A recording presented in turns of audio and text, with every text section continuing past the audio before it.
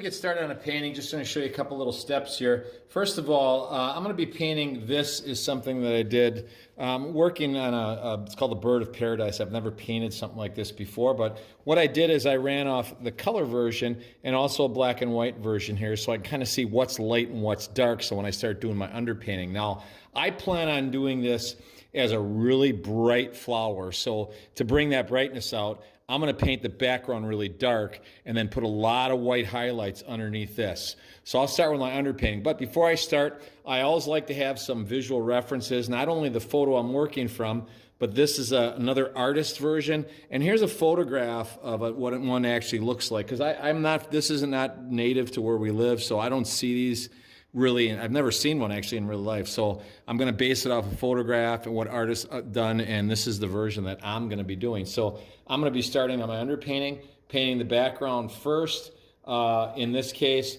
and then I'll be working on an underpainting with the light colors underneath that.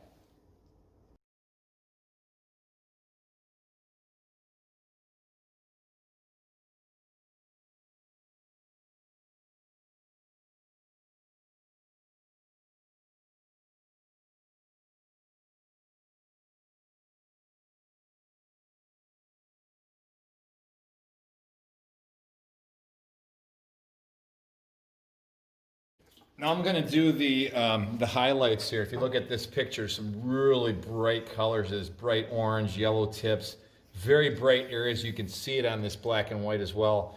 But I'm going to pull out a white underpainting now, so when I lay those colors on top, they'll be really bright and brilliant.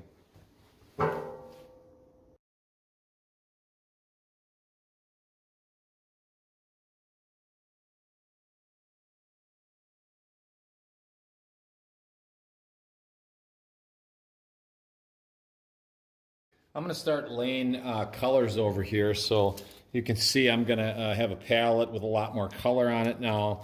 And I like to work fast. So by that I mean I like to work efficient, and I call it assembly line. So, you know, there's a lot of yellow areas which blending into orange and some other colors. So I'm going to do all those areas at once. I'm not going to like finish one petal completely and then move on to your next petal.